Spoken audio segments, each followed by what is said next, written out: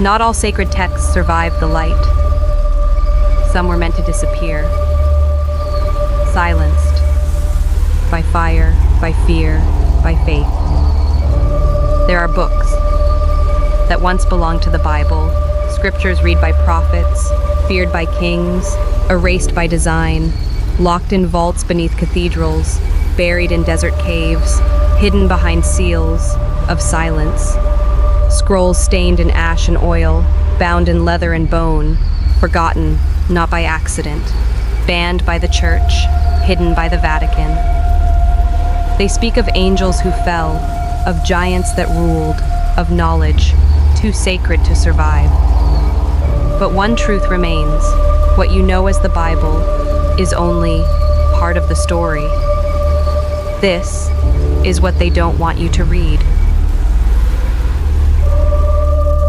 Long before Genesis was written, there was Enoch, a man who walked with angels. In his book, he speaks of the Watchers, celestial beings who descended to earth. They took human wives and gave birth to giants, the Nephilim, creatures of immense strength, violent, uncontrollable. The Watchers taught mankind the forbidden, weapon-making, enchantment, alchemy, astrology, and blood magic. Enoch saw it all, and he warned them, but no one listened, and so heaven responded with a flood. The Watchers were cast down, bound in chains, imprisoned in the deep, and the Nephilim were destroyed. The book of Enoch was banished, declared heresy, erased from the Bible, but not from history. It still whispers. In Ethiopia, in the shadows of libraries, in the dreams of those who remember. Everyone knows Abraham, but few know he had a vision of the end, a text so terrifying it was buried for centuries. The Apocalypse of Abraham, a journey beyond the veil, guided by an angel named Yahoel, a being of fire and silence. Together they ascend through layers of heaven, past stars that speak, through winds that burn, into the throne room of God. There, he sees what no man should: cities crumbling in fire, oceans rising in rage, the world twisting in pain. He sees Azazel, the fallen one, chained in a desert of screams, feeding on the sins of mankind. Time collapses, heaven cracks, and a voice thunders, "This is the price of forgetting." This was no dream. It was a warning, a glimpse of judgment. The church feared it, burned it, erased it, but it still survives. Deep beneath the earth, they waited. Not angels, not men. The Nephilim, children of angels, and mortal women, titans, feared by heaven, hunted by God.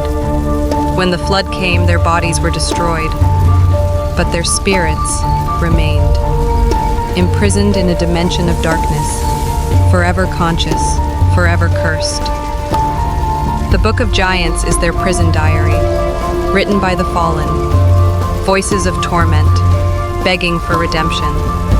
They speak of their fathers, the Watchers, chained beneath the mountains, still alive. They dream of rebellion, of fire raining from the sky, of mortals rising to join them, of a war that will shake both heaven and earth. They see visions of the end of days, a second flood, a final war, and the return of the giants. The text was buried with the Dead Sea Scrolls, hidden in the Qumran caves, censored by time and terror. But fragments remain. They still whisper in the dark. Hidden in a forgotten vision was a prophecy too dangerous to survive. The fourth book of Ezra, a vision of angels, beasts, and the destruction of the world. Ezra cries out to God, "Why must the innocent suffer? Why do the wicked prosper?" In response, he is shown the end. Cities drowned in blood, the sun darkened, the heavens split like parchment, A great eagle rises, with 12 wings and many heads. It devours nations until nothing remains. He sees thrones overturned, stars falling like ash, time unraveling like a scroll. The angel Uriel whispers, "These are the end times. Seal the book and flee." Ezra asks, "Will anyone understand?" Uriel says, "Only the chosen." The church removed it from the Bible, but it still speaks beneath the silence. You weren't supposed to know this.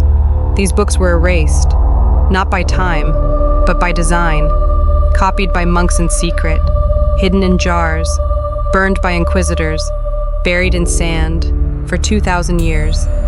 Some were smuggled out, others were lost forever. But a few survived, torn, faded, fragmented, and yet still alive. They speak of angels, of gods at war, of secrets erased from the holy word, secrets that terrified the early church, not apocrypha, not myth, testimony, words not meant to survive, but they did, and now they're in your hands, and now you know too. They sealed these books with wax and fire, but truth doesn't burn. The stories you heard tonight, they were never meant to survive. And yet, here they are, stripped from holy texts, rewritten, rejected, banished to the shadows of history. But why? What truths were too dangerous to preach? What gods too ancient to name? This is not the Bible you were taught. It's what they didn't want you to read. Subscribe to Grimoire Gallery, where forbidden knowledge lives on. Seal the door, hide the light. Watch what comes next, but never speak of it aloud.